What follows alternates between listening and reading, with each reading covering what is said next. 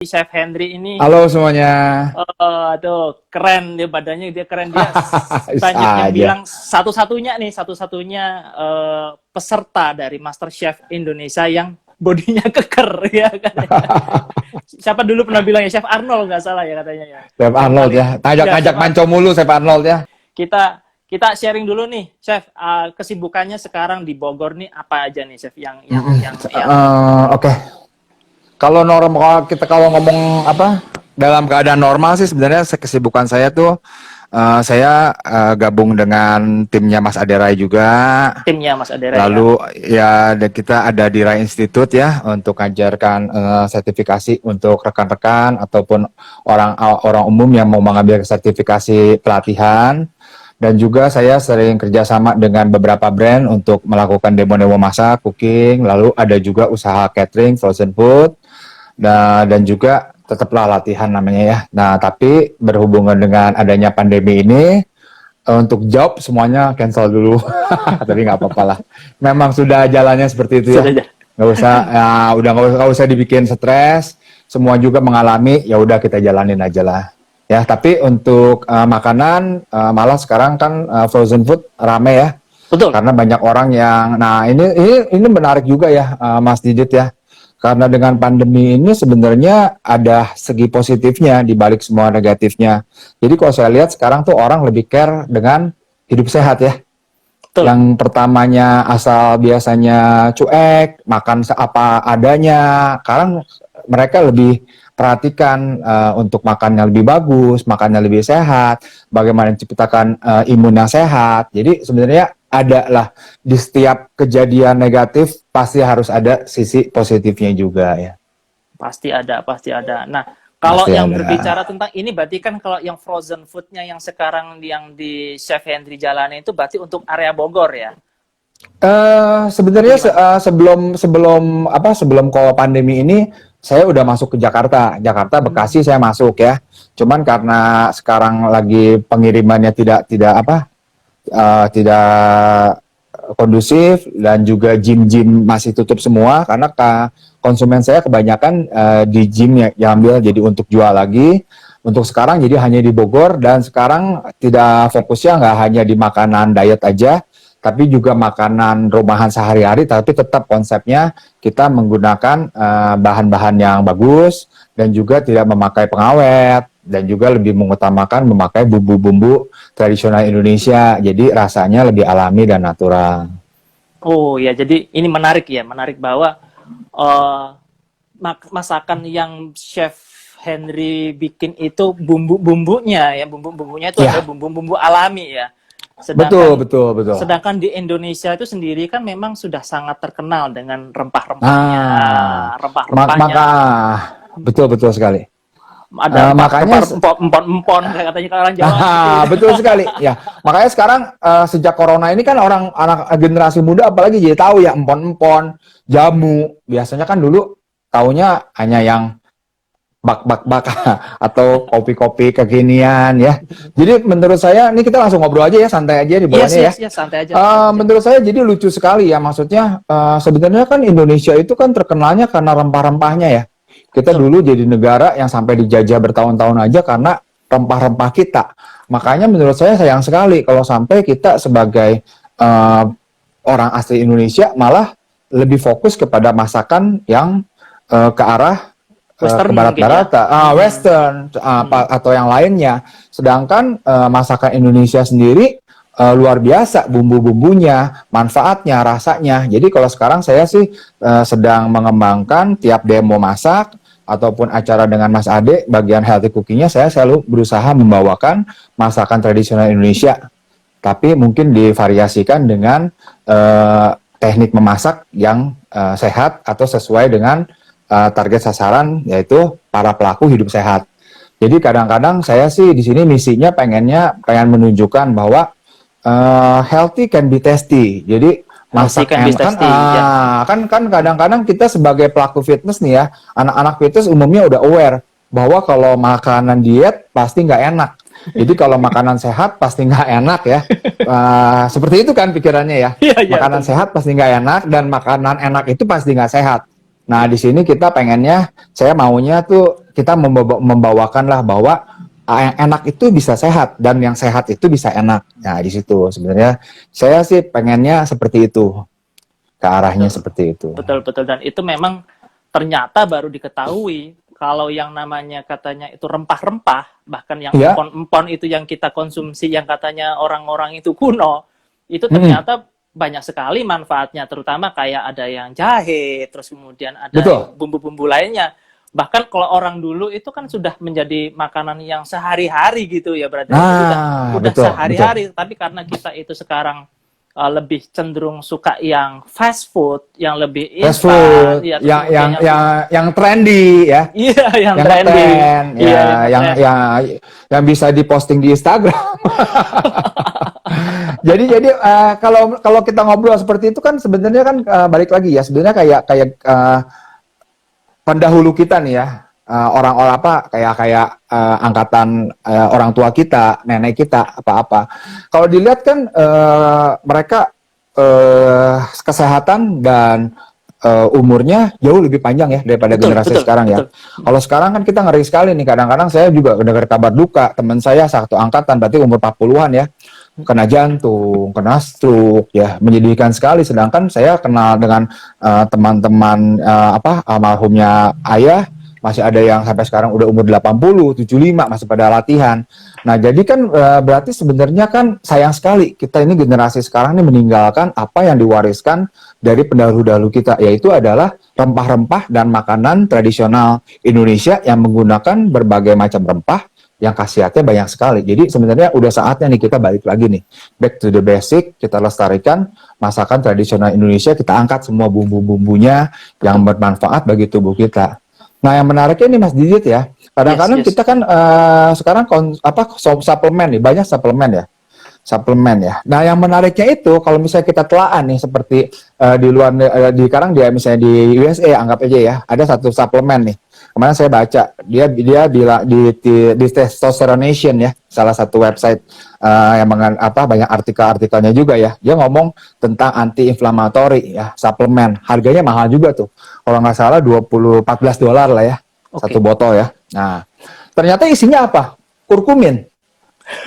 Di kita kurkumin melimpah ya. Temulawak. Waduh, 14 dolar gitu kita beli apa? Jadi banyak sekali kayak kunyit, temulawak, banyak sekali dipakai suplemen di luar negeri, tribulus dan lain-lainnya Ya, banyak sekali. tribulus Jadi ya. terus yang lucu ini dulu tuh saya nyebut merek nggak apa-apa, hidroksikat ya. Dulu Masaltek itu ngeluarkan namanya HCA, Garnicia Cambogia. Taunya itu kulit manggis kan? Oh. Isinya ekstra kulit manggis. Nah, makanya menurut saya sayang sekali kita yang di Indonesia nih yang melimpah apa-apa tinggal kasarnya ke warung depan rumah aja mau beli rempah-rempah, beli kurkumin tuh nggak usah yang dolar-dolar ya. Kita ke warung dekat rumah aja bisa beli ya. Jadi maksudnya di sini saya tertarik jadinya untuk mengangkat masakan tradisional Indonesia dan dengan bumbu-bumbunya yang luar biasa bergunanya. Nah, ini ngomong-ngomong masalah masakan kan sebelumnya kan saya lihat Chef Henry itu kan kebanyakan di YouTube-nya itu di Reps ID ya nggak salah ya Chef ya. Betul, Dress ID dengan Nah, kokar ya. Ya betul, Kokar. Nah, Ya. ini kan Ya, baru-baru betul. aja nih Chef Ya. Henry bikin YouTube channel YouTube sendiri nih. Namanya apa nih Chef? Ya, Kalau baru bisa bikin. nih? Sama lah, masak bersama kokar. Masak Cuman bersama kalau, Kokar. cuman untuk yang video pertama saya masih bikinnya ya versinya versi nggak sehat lah. Masih lebih ditunjukkan buat ibu-ibu. Kadang-kadang kan, ya saya juga nggak bisa terlalu idealis juga ya sebenarnya ya. Sebenarnya salah juga sih ya. Kadang-kadang kan versi sehatnya udah ada di di Reps ID itu. Nah, ternyata banyak ibu-ibu yang DM, Chef coba dong bikin video masak rumahan, jangan yang buat anak fitness mulu. Ya udahlah kita bikin, tapi perlahan-lahan sih saya ke depannya mungkin akan mengangkat masakan rumahan, tapi dengan versi yang lebih sehat. Sebenarnya banyak sekali dan gampang sekali jadinya ya. Ini ada nggak sih Chef rencana kayak mau bikin kayak cooking class online gitu? Ada nggak rencana kayak Cooking gitu? class online sebenarnya ada beberapa yang udah ngajak, cuman waktunya saya masih terbentur karena kan waktu itu harus ada space waktu tertentu dan puji Tuhan nih selama pandemi ini saya ternyata kebanjiran orderan pesanan makanan. Oh, Jadi saya lebih jadi lebih fokus dulu buat itulah. Ntar mungkin ke depannya seperti apa baru bisa bikin kita ya. Ya, ini kayaknya teman-teman saya juga bakalan banyak yang nunggu ini, Chef. Jadi gimana Siap, caranya siap. ada menu-menu yang baru gitu ya. Kadang makanan bahan baku yang sama dengan bumbu yang berbeda sedikit kan cita rasanya juga berbeda kan, Chef ya. Betul. Cita rasa yang berbeda, terus kemudian menarik nafsu makan kita juga berbeda gitu Ya. kan ya. Nah, terus juga impact-nya ke tubuh kita berbeda. Nah, itu triknya biasanya Chef Hendry itu untuk mengurai kebosanan kan, misalkan kok ayam-ayam mulu, tempe-tempe mulu, Betul. tahu-tahu mulu. Padahal Ya. ayam tahu tempe itu kan healthy gitu kan, Chef ya. Healthy Sebenarnya ya, di tubuh betul. kita kan proteinnya juga tinggi gitu kan Tinggi ya. ya. Itu gimana, Chef? Jadi supaya teman-teman itu ketika melakukan ada yang diet atau yang mungkin sehari-hari, tapi dia supaya nggak bosen dengan bahan-bahan yang Ya. sama, itu gimana? Jadi kan kalau apa namanya kita ngobrol nih, mungkin audiens kita banyaknya para pelaku kesehatan ya Mas Didit ya. Yes. Nah jadi sebenarnya kan dilemanya para anak fitness kan biasanya taunya cuma makan ayam sendal jepit ya. Ayam sendal jepit tuh ayam direbus, makannya pakai brokoli doang kan. Nah, kalau paling mentok-mentoknya di blender ya. Nah, itu sayang sekali. Jadi sebenarnya kadang-kadang kan kebetulan kita ngomongnya nih masak selama masa pandemi. Yes. Jadi tujuannya kan untuk mengangkat imun kita ya. Betul. Nah, di saat ini tepatnya kita menggunakan bumbu-bumbu Indonesia. Nah, bumbu Indonesia itu sebenarnya gampang banget ya. Jadi untuk menghindari kebosanan, nggak mungkin bosennya. Kenapa? Karena dari bumbu Indonesia aja, dari bumbu basicnya aja udah ada berapa macam. Ada bumbu putih. Bumbu putih itu biasanya digunakan untuk kayak opor, untuk semur. Bumbu putih itu biasanya kemiri, bawang putih, bawang merah, lalu ada ketumbar ya. Lalu ada bumbu merah. Bumbu merah tuh tambahannya cuma ditambahin dengan cabai aja. Cabai merah keriting atau cabai merah besar ya. Lalu ada juga bumbu kuning. Bumbu kuning itu sama, tapi bedanya selain kemiri, bawang putih, bawang merah, ketumbar, kita tambahin lagi kunyit. Ya. Lalu ada bumbu kuning itu biasanya buat pepes-pepesan. Buat pepes-pepesan, buat seperti pepes ayam, pepes ikan, lalu bikin kari ya. Lalu untuk ada lagi bumbu merah tadi saya bilang itu biasanya buat untuk makanan rendang atau balado atau masakan-masakan yang rica-rica pedas itu ya. Nah, lalu ada lagi bumbu oranye. Bumbu oranye itu biasanya lebih banyak lagi dan biasanya dibuat untuk rendang. Jadi sebenarnya ada 5 macam bumbu yang bisa digunakan untuk memasak masakan Indonesia. Lalu misalnya ada pertanyaan nih, pasti selalu ada yang bertanya, loh masakan Indonesia kan pasti diketahuinya selalu banyak minyak, banyak santan ya. Nah, betul. Sebenarnya itu hanya aplikasinya aja ya, Mas Didit ya. Sebenarnya yang bikin kita tidak tahu bahwa makanan enak bisa dibikin sehat dan makanan sehat dibikin enak, sebenarnya hanya kurang informasi aja. Jadi di sini sebenarnya PR saya terutama ya, pengennya kita share nih, gimana sih caranya seperti masakan Indonesia bisa dibikin versi sehatnya. Sebenarnya kan yang jadi kendala kan disebut kita balik dulu deh kita ngobrolnya, apa sih yang disebut masakan sehat ya?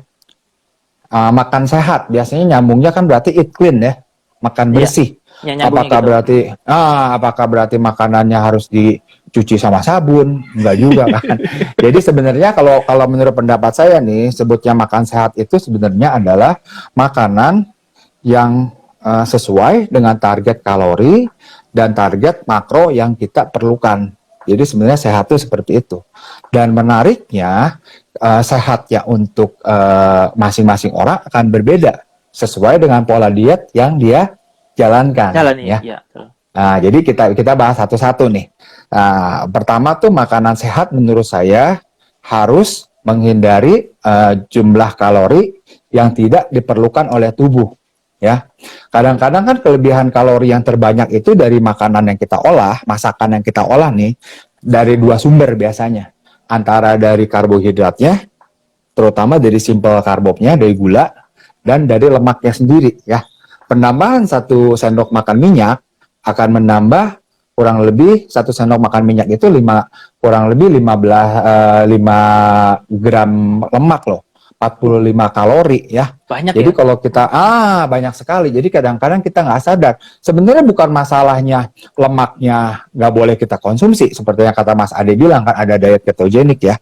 Iya. Cuman kan tetap aja sebagus-bagusnya lemak yang kita konsumsi walaupun sumber, tapi kan kita harus memperhitungkan jumlahnya.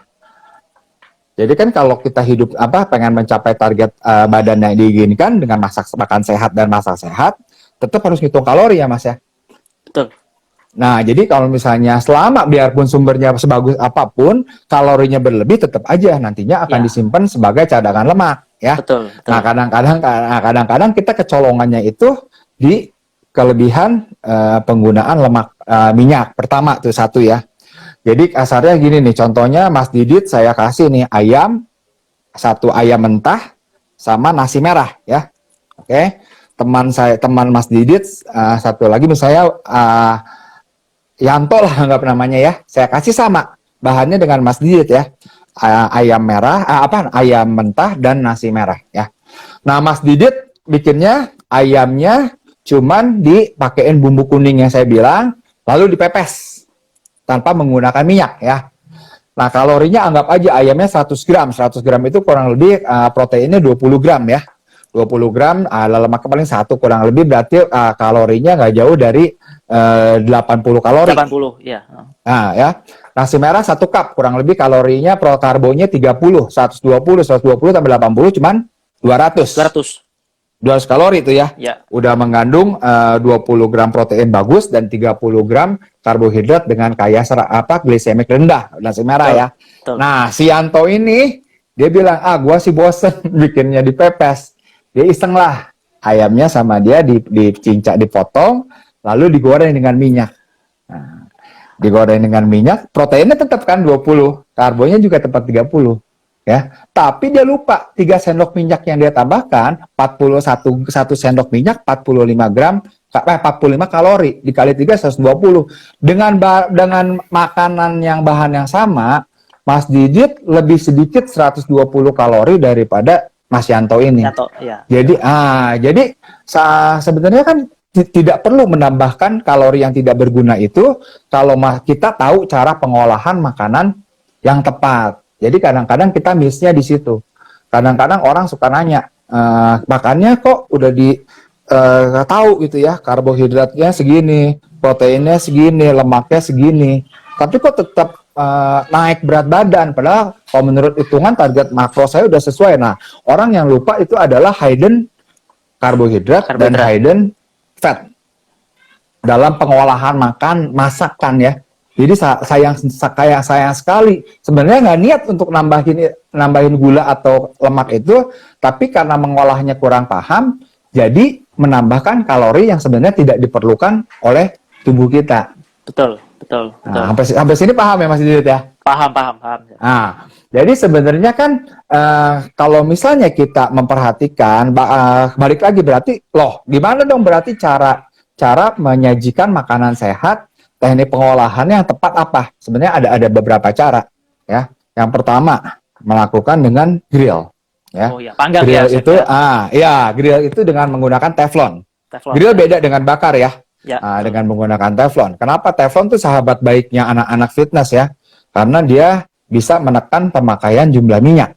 Betul. Nah, cara pakai teflon alat masak yang baik gimana sih?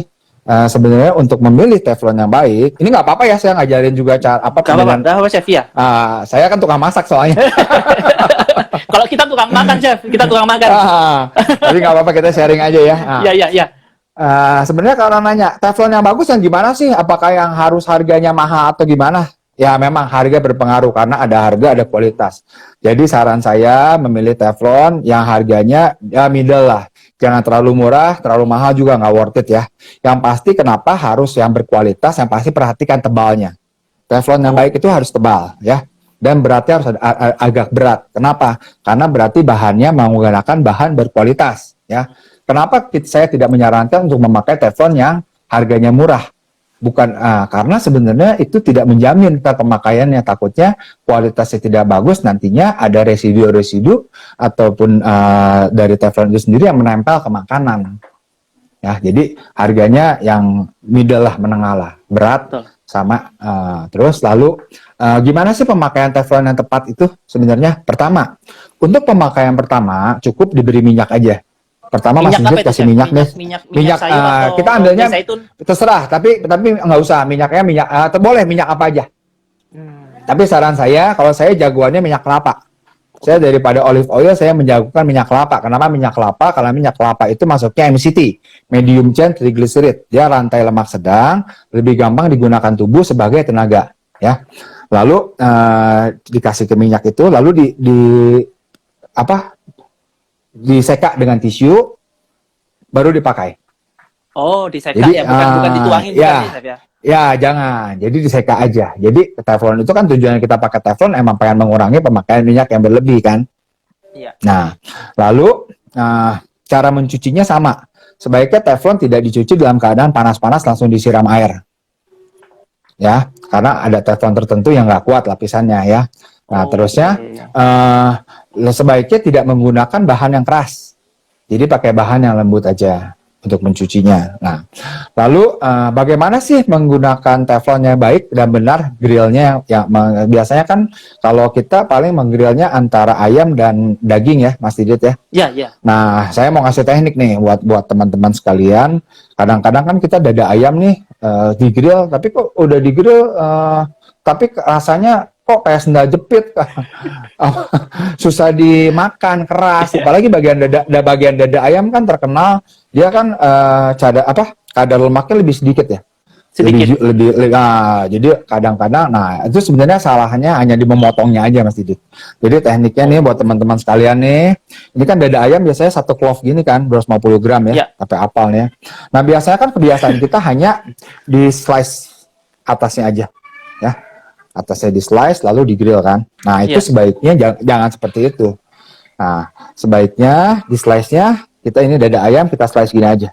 Kita slice satu dada ayam bisa dibagi 3 atau bagi 4 ya. Jadi bagiannya tipis. Oke. Oh gitu. Berarti horizontal gini, Chef ya? Horizontal. Ya, betul. Jangan gini. Oh. Karena tebalnya nggak enak nanti ya. Seratnya akan mengganggu sekali. Lalu kalau misalnya kita tanya, nah bagaimana cara masak yang benar? Nah, pertama teflonnya dipanaskan. Kalau perlu sampai ada keluar asap ya. Berarti panas ya. Nah, lalu dikecilkan apinya, atau boleh teflonnya diangkat dulu sebentar, baru ditaruh lagi.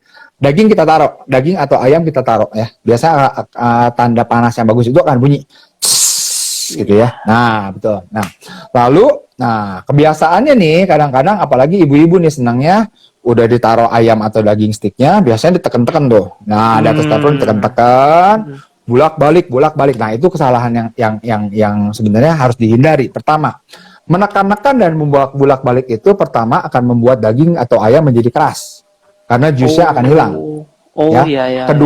Kedua, perlakuan itu tidak akan membuat daging kita menjadi lebih cepat masak. Sama aja jadinya. Ya, jadi sebaiknya kita taruh aja satu sisi nih untuk ayam dan steak juga sama. Nanti kita lihat nih, Mas Didit. Nanti naik nih. Ini kan ini ayam atau daging merah nih.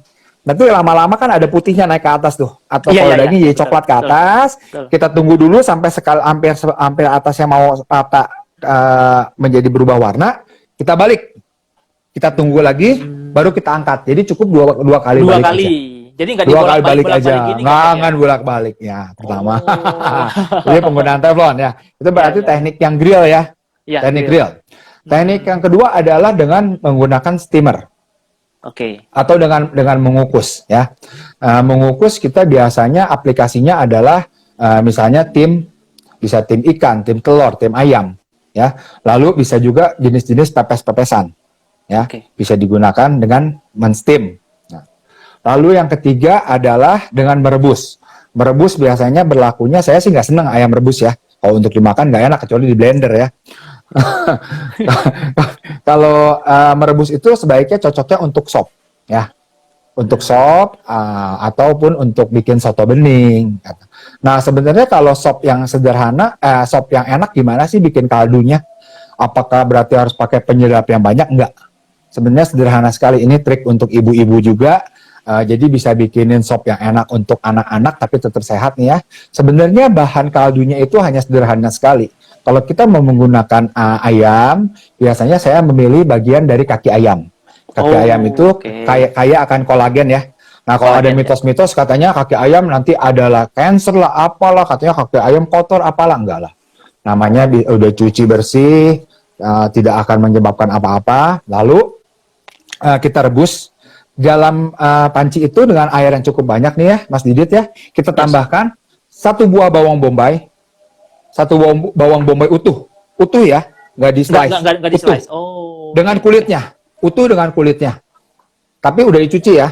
Ya. Kita masukkan 1 batang wortel, wortelnya juga sama utuh, nggak usah potong-potong. Udah dicuci bersih. Lalu daun seledri kita ikat sama, jangan dicincang-cincang, diikat aja ya.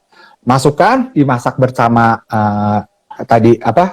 kaki ayam itu, ceker ayam, ditunggu sampai keluar minyak dari kaldunya itu.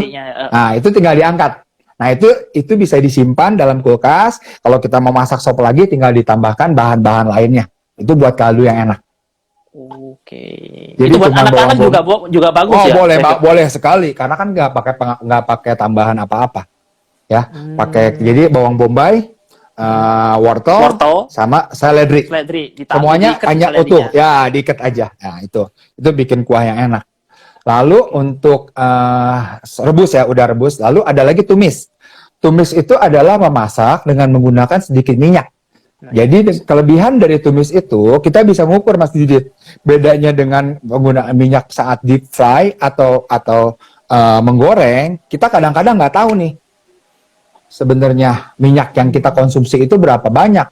Biasanya kita akan kesulitan nanti untuk trackingnya, Mas Didit. Kadang-kadang kita nggak tahu nih yang masuk ke mulut kita kalorinya berapa, nebak-nebak. Karena itu akan repot sekali. Kita bisa aja tahu nih ya caranya untuk mengetahui, bisa aja Mas Didit misalnya pakai minyaknya 1 liter nih, anggap ya, untuk menggoreng nih ya. Setelah beres goreng, Mas Didit harus angkat lagi tuh minyak, diukur kurangnya berapa, misalnya dari 1 liter jadi sisanya. Nah, itu kan repot sekali ya. Jadi lebih baik saran saya ditumis aja. Kalau ditumis kita bisa membatasi, misalnya Mas Didit udah tahu nih, saya kalorinya masih memungkinkan untuk menambah 1 sendok minyak atau 2 sendok minyak, masih oke, karena kalorinya masih masuk hitungan. Nah, itu ditumis. Jadi menumis itu menggunakan teknik memasak dengan menggunakan sedikit minyak. Biasanya ditumis apa? Biasanya bumbu-bumbunya yang ditumis supaya wangi, baru dimasukkan bahan lainnya seperti bumbu kuning, bumbu merah, bumbu oranye yang tadi saya sebutkan, itu ditumis biasanya ya. Atau cuma menumis bawang putih, bawang merah aja untuk dasarnya aja ya. Nah, menggunakan sedikit minyak. Nah, ada juga namanya teknik wet saute. Di saat kita diet ketat nih, kita tidak memungkinkan untuk menambah kalori tambahan dari minyak. Wet saute itu menumis menggunakan air.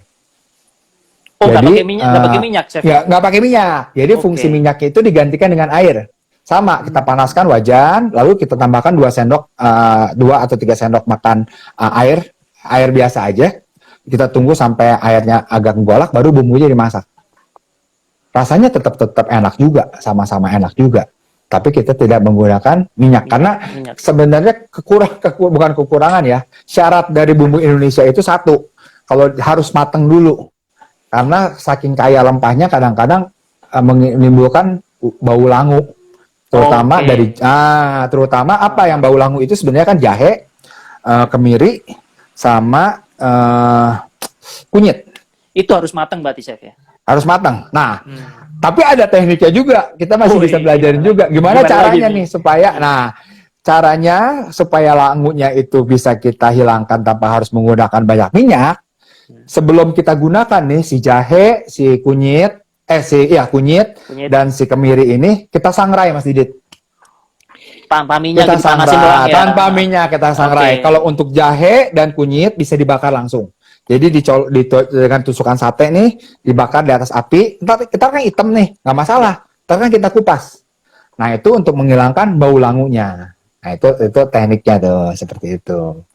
Jadi ada 5 tuh yang saya bilang ya, grill dengan menggunakan teflon, tumis, lalu dengan rebus untuk sop segala, dan lalu menggunakan tumis dengan minyak, dan tumis dengan air. Jadi ada 5 itu yang bisa digunakan. Ya. Keren. Ada tambahan. Ada tambahan lagi, bisa oven bisa oven ya. Nah, mungkin ada pertanyaan pasti, oven dengan microwave ya? oven dengan itu. Gimana, microwave. Chef, Nah, perbedaannya? sebenarnya gimana? Nah, perbedaannya. Kalau saya sendiri tidak penggemar microwave. Microwave itu sebenarnya diciptakan hanya untuk memanaskan aja. Karena dia kan menggunakan gelombang panas aja kan. Kalau memasak menggunakan dari mentah menggunakan microwave, biasanya pertama yang pasti rasanya sudah tidak enak. Karena rasanya akan hambar, daging pun akan kering. Jadi microwave itu sebenarnya digunakan hanya untuk memanaskan saja. Jadi kalau untuk mengolah, biasanya saya menyarankan lebih baik memakai oven saja. Iya, betul. Nah, lalu dari 5 itu yang saya ingat saya selip-selipin ya. Ada mitos yang mengatakan, yang sering menanyakan, Chef, ayamnya ayam boiler atau ayam kampung? Nah, itu ya itu. Nah, Itu gimana saya nggak perbedaannya, mau ayam boiler. Kenapa? Sebenarnya kalau saya favorit lebih menggunakan ayam boiler. Walaupun dari rasa dan cita rasa ada masakan tertentu. Kalau masakan Indonesia seperti ayam kalasan, ayam bumbu kuning, atau ayam bakakak. Sebenarnya itu emang harusnya pakai ayam kampung ya. Cuman kan masalahnya seperti kayak kita anak fitness ataupun keluarga yang mempunyai keluarga banyak. Tujuannya kan sebenarnya mencari jumlah lauk yang banyak dong. Betul. Ya. Karena kalau ayam kampung itu kekurangannya pertama teksturnya keras. Alot gitu ya. Alot ya. Dan dagingnya pun sedikit.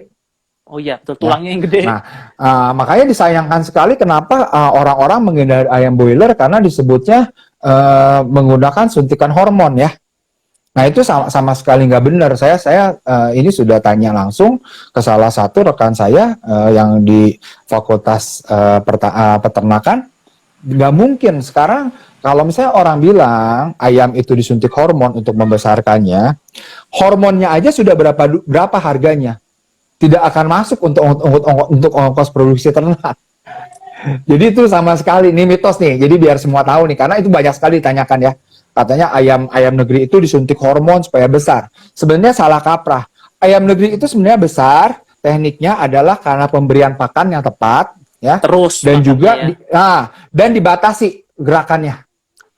Gerakannya dibatasi dengan ruang yang sempit, jadi dia makan terus. Nah itu sama tuh kayak kita nih, makan nggak bergerak. Nah kayak ntar jadinya kayak ayam negeri nih, dagingnya banyak, lemaknya banyak juga. Ya. Iya, Jadi sebenarnya ayam negeri itu kelemahannya hanya lemaknya lebih banyak aja, tapi kan itu bisa disiasati. Kulitnya kan kita nggak pakai. Kulitnya kita nggak pakai, bagian yang kuning-kuningnya lemak-lemaknya itu bisa kita bersihkan. Jadi sebenarnya bisa disiasati lah seperti itu. Oke. Berarti sebenarnya yang antara ayam kampung sama ayam broiler itu sebenarnya nggak ada perbedaan yang mendasar, cuma perbedaannya cuma ruang geraknya aja sama makanannya ya. Iya sebenarnya. Kalau ayam makanannya kampung ya. Mencari sendiri lah makan. Nah, cari-cari sendiri. Makan apalah, makan semut lah, makan apalah. Tapi kalau ayam broiler kan udah disiapin tuh ya. Terus geraknya ya udah kesono kena temannya sini, ke temannya gitu. Ayam kampung udah main-main kemana-mana aja. Ya, tapi alasannya kalau sampai suntik hormon itu sama sekali nggak benar. Oke, I see. Terus ini tadi ada satu yang tanya, Chef. Nanti teman-teman kalau ada yang mau tanya silakan langsung komen aja. Mas Didit, tolong perhatiin takutnya kelewat saya. Yes, siap. Ini ada yang tanya tadi. Kalau masalah tadi balik ke grill, Chef. Kalau yang grill tadi saya lupa tadi siapa yang nanya. Yang kalau grill itu kalau pakai mentega itu gimana sih? Kan kadang-kadang kalau pakai minyak itu kan rasanya gitu-gitu aja. Kalau pakai mentega kan lebih tasty. Mentega tuh sebenarnya kita bedakan ya. Orang kita tuh sebenarnya mentega tuh kan harusnya butter. Mentega tuh sebenarnya kalau di luar negeri kan disebutnya butter ya. Jadi dari dari lemak binatang ya. Kalau di sini tahunya margarin. Jadi bedakan nih margarin sama mentega. Kalau margarin tuh yang biru-biru itu tuh, yang brand biru tuh ya. Nah, itu dari sawit ya. Nah, kalau saya sendiri prefer lebih menyarankan dari butter. Walaupun harganya lebih mahal, tapi karakteristik lemaknya lebih baik, lebih bagus. Tapi ingat, kalorinya juga harus diperhatikan. Ya. Jadi kalau penggunaan butter boleh aja selama terkontrol ya, yang saya bilang itu. Selama kita tahu. Sebenarnya lemak itu bukannya masalah tidak boleh dikonsumsinya. Karena badan kita pun sebenarnya memerlukan lemak untuk pembuatan kolesterol. Kolesterol itu kan sebenarnya untuk kaum pria juga penting sekali. Karena kolesterol itu salah satu pembentuk hormon testosteron ya. Nah, jadi nggak bisa juga menghindarkan lemak sama sekali. Kita tetap untuk perlu lemak. Cuman kan yang masalahnya sebenarnya lemak itu bukan jahat di bentuknya atau apanya, tapi lebih jahatnya karena kalorinya aja tinggi. Karena dia kan 9 kalori per 1 gram. Beda dengan karbohidrat dan protein itu aja 4 sebenarnya. kalori Jadi, aja ya. jadi boleh aja grill menggunakan butter, tapi tidak apa-apa. Lalu ini ada nih minyak canola itu. Canola, ya. Ya, oke. Minyak canola itu sebenarnya kalau dulu dibilangnya bagus ya, minyak canola ya. Kalau tapi sekarang minyak canola itu udah mulai ditinggalkan ya. Nah, kenapa? Karena minyak canola itu saya rasa pertama, kalau untuk saya dari sebagai seorang chef, dia mengganggu rasa, Mas Didit. Dia meninggalkan bekas bau. Baunya itu menempel pada makanan. Pertama, kalau saya dari segi rasa, saya tidak senang. Kedua, dia sama sekali juga tidak bisa digunakan untuk menggoreng terlalu panas juga, karena dirinya tidak terlalu tinggi ya. Jadi saran saya lebih baik menggunakan minyak kelapa. Minyak kelapa lebih aman untuk dipakai menggoreng atau menumis ya. Nah, terusnya sekali aja kita nyambung nih ya. Orang pasti bilang nanyanya minyak olive oil dan virgin olive oil bedanya apa ya? Nah, oke. Untuk extra virgin olive oil itu tidak bisa dipanaskan. Ya. Karena dia hanya untuk dressing atau untuk diminum langsung. Untuk para pelaku keto biasanya diminum langsung. Nah, olive oil itu dia masih bisa dipanaskan atau bisa untuk menggoreng atau menumis. Jadi bedanya itu aja. Kalau untuk beda fungsi asam lemaknya saya kira komposisinya sama aja. Tapi komposisinya sebenarnya sama aja. Sama aja. Cuman kandungan asamnya. yang untuk extra virgin itu memang nggak boleh dipanasin gitu ya. Ya, dia emang diciptakan untuk dressing aja, untuk suhu dingin aja. Ya. Oke. Ini ada yang nanya merek nih, Chef. Ya memang mentega nih, Chef ya. Tadi yang biru-biru. Yang biru-biru itu Blue Band itu masuknya margarin. Blue Band itu masuknya margarin, berarti dari sawit. Ya. Jadi kalau butter itu biasanya mereknya antara Orchid, Wisman, ataupun yang di pasaran apa ya, saya taunya sih biasanya saya pakai Orchid atau Anchor. Orchid atau Anchor. Anchor lebih murah lah. Tapi sama aja, bagus juga, enak juga. Dan rasanya lebih wangi juga ya. Minyak kelapa asli atau ya VCO yang bagus ya. Kalau untuk sebenarnya sama aja ya. Jadi kalau saya nih sebenarnya Mas Didit, kalau boleh saya cerita, saya sebenarnya pelaku keto dari tahun 2000 Mas Didit. Lama ya, Chef ya? Lama. Jadi zaman saya keto itu, saya sih dulu nggak tahu itu keto untuk kesehatan bisa ngaruh juga. Karena tahunya tahun 2000 itu saya diet, kok saya nggak kering-kering badan dengan mengambil pola seperti yang kebanyakan makan karbohidrat tinggi, protein. Tapi kok badannya nggak kering-kering. Saya cari-cari, ternyata kayak zamannya Arnold Schwarzenegger, Vince Gironda, semuanya menggunakan diet yang menggunakan lemak, keto style lah, lemak dan protein yang tinggi ya.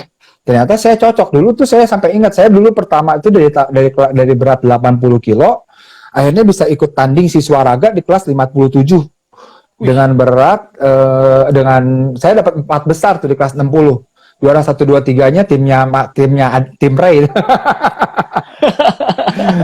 Dulu saya masih fansnya Mas Ade deh. Masih belum gabung ya, masih belum itu. Belum gabung. Dulu fansnya tiap ketemu Mas Ade kejar-kejar. Mas foto dong ya. Makanya bersyukur sekali sekarang saya bisa diajak di timnya Mas Ade. Ya. Iya, puji Tuhan ya. Nah, dulu tuh tahun 2000 tuh zamannya saya mulai keto dibilangnya orang gila. Masa lu kalau ada yang nanya kan, kok bisa jadi kering? Saya cerita, saya makan minyak gini. Itu orang di depan saya iya aja, tapi di belakang saya dia ngomong gini ke teman saya. Si Henry jahat banget tuh. Gua nanya diet yang bener disalah-salahin. Masa gua disuruh makan minyak? Oh iya. Karena saking belum satu yang berhubungan, Chef. Jadi kan teman-teman kalau lagi building muscle ya, muscle kan itu katanya memang untuk membesarkan itu kan membutuhkan glukos ya, membutuhkan energi dari glukos ya, kalori dari glukos ya. Kalau kita itu keto, sedang ketosis, tubuh kita ketosis kan nggak ada asupan glukos sama sekali kan, glukos. Nah itu untuk pengembangan ototnya dapat energinya dari mana, Chef? Jadi ini saya takutnya ini saya mau clearin dulu nih. Sekarang kan udah banyak ya grup-grup ketofastosis ya, ketogenik segala macam. Ketogenik, dan saya senang sekali karena akhirnya ada juga yang mengenalkan diet keto yang menurut saya luar biasa ya, bahkan Mas Ade pun setuju ya. Ya, betul. Dengan keto style, cuman ada cumannya nih. Kadang-kadang kan yang untuk ketofastosis atau keto style diet itu biasanya mereka lebih fokus untuk yang overweight ya. Ya. Overweight ataupun memiliki penyakit seperti diabetes ya. Sebenarnya kan diet ketogenik itu diciptakan untuk yang epilepsi ya sebenarnya ya. Jadi untuk yang epilepsi penggunaan karbohidrat yang rendah akan menghilangkan tingkat kejangnya ya. Kejangnya. Jadi kalau untuk kita sebagai pelaku pembentukan badan, kita tetap ketonya itu tetap memerlukan karbohidrat. Jadi kita ketonya itu sebutnya, kalau saya lebih senangnya nyebutnya keto bodybuilding. Jadi supaya nggak bikin, jadi nggak rancu kita menyalahi pakem yang orang udah kasihan lah. Maksudnya mereka udah banyak yang berhasil, yang diabetes bisa ngelepasin insulin, Cancer jadi lebih juga sehat, ada, badan lebih sehat. Saya sih setuju sebenarnya pembatasan gula itu sebenarnya big no bagi saya ya. Betul. Nah, tapi untuk yang kita untuk menjalankan diet keto untuk pengembangan otot, ada fasenya harus memasukkan karbo. Biasanya itu biasanya lebih kenalnya kalau yang umumnya kalau di luar negeri ada cyclical keto diet. Jadi kita 5 hari keto, 2 hari kita memasukkan karbohidrat. Ya, cyclical keto.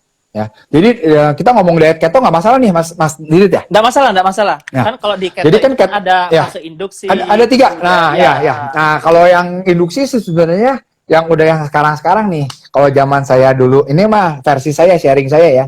Kalau zaman saya pertama keto tuh saya dulu VCO belum ada. Ya. Belum ada, ya. VCO belum ada. Jadi saya tetap aja minumnya minyak kelapa biasa. Saya rasa juga nggak ada bedanya ya, sama aja. Nah, lalu sebenarnya kan keto ada 3 ya, standar keto diet. Standar keto diet itu berarti kita melakukan diet keto menjadi lifestyle kita. Yang mereka lakukan nih, yang ketofastosis ataupun ketosis Indonesia nih, tetap tidak pernah ada cheat ya, tidak pernah memasukkan karbo. Jadi standar keto diet ya. Tapi itu bukannya tidak bagus ya, tapi tidak tepat untuk kita pelaku bodybuilder. Nah, kita tuh lebih cocoknya yang 2 ini. Cyclical keto diet yang saya bilang 6 hari siklus keto atau 5 hari siklus keto, lalu ada namanya carbo loading 2 hari. Nah, lalu ada juga namanya target keto diet. Target keto diet itu kita tidak ada carbo loading. Ya, tapi kita memasukkan karbohidrat di sebelum dan sesudah latihan. Jadi karbohidrat yang kita masukkan hanya sebelum dan sesudah latihan, sisanya kita keto style. Nah, sepertinya kalau saya nangkep Mas Ade itu target keto. Jadi dia masih memasukkan karbohidrat di seputaran latihan. Betul. Saya sempat tanya dengar itu Mas Adera itu melakukan IF intermittent fasting. Ya, intermittent fasting bagus. Bagus, terus kemudian dia berbuka mengkonsumsi yang kaya lemak ya, fat, lemak, protein. Betul. Habis itu beliau angkat beban, angkat beban baru loading carbs. Masukin karbo. Ya, tapi hanya dikit aja. Nah, jadi itu buat teman-teman tipsnya kalau yang pengen diet keto tapi pengen dapat pembentukan otot juga bisa dilakukan seperti itu ya. Jadi memang cabangnya keto banyak banget ya. Banyak banget. Saya sih sebenarnya maksud saya pernah tuh bikin satu IGTV saya iseng. Maksud saya gini loh. Pola diet itu banyak sekali kan. Nah, pola diet itu, pola makan itu banyak sekali. Dan yang menariknya, pola diet itu tidak ada yang 100% mutlak ya Mas ya. Betul. Jadi sama seperti pun latihan, makanya kenapa ada personal trainer. Karena masing-masing orang itu memiliki personalisasi sendiri. Unik. Apa yang cocok buat saya belum tentu cocok buat Mas. Mungkin secara garis besarnya bisa, tapi secara pastinya kan nggak juga. Jadi menurut saya pola diet yang ada di sekitar kita itu kita terima aja, sama aja seperti kita gelas kosong ya.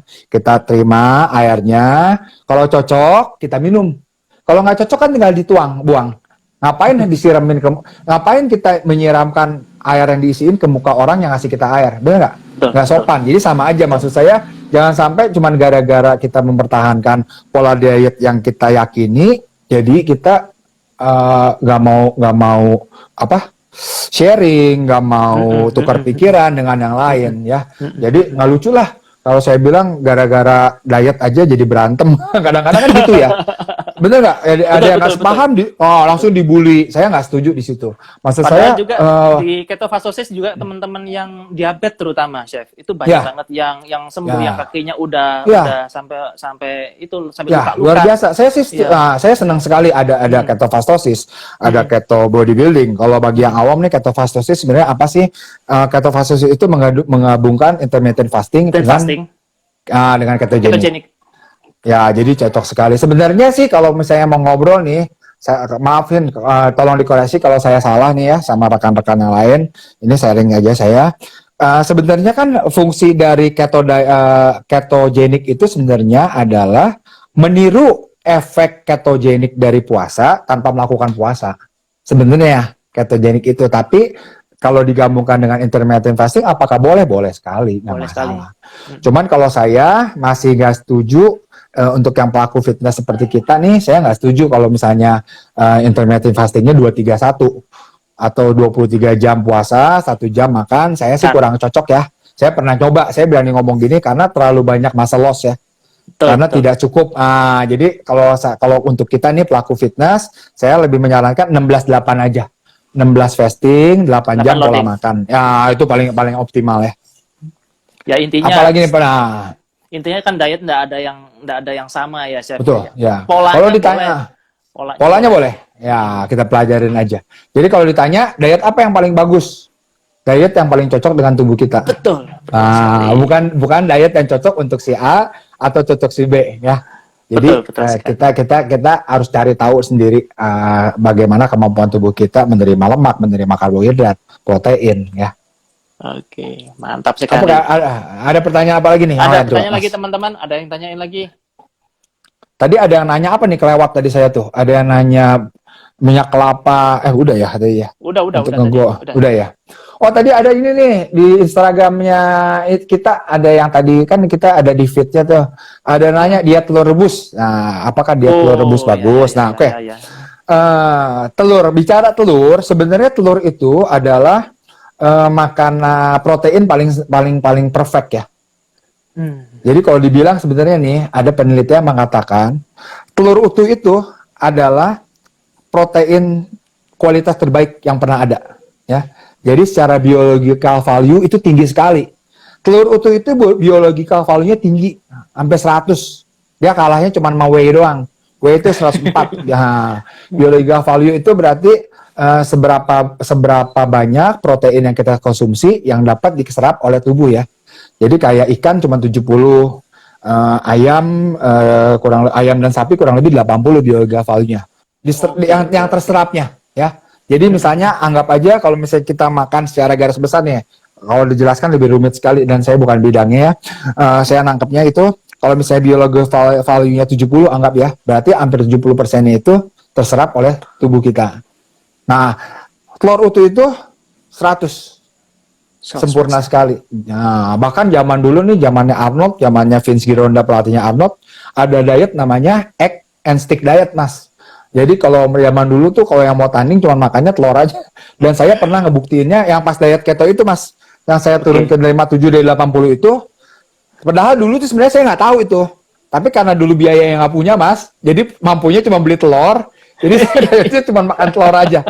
Saya makan telur aja seharian. Selama 2 bulan saya makan itu. Dan badannya keringnya gila itu. Kering banget. Jadi kalau ditanya diet telur bagus silakan aja, nggak masalah. Yeah. Lalu kalau misalnya fatnya juga dapat, ya. Fatnya dapat. Tapi mungkin kalau misalnya rekan-rekan yang fatnya mau dikurangin bisa ngambilnya 4 putih telur, 1 utuh. Nah, itu cocok sekali.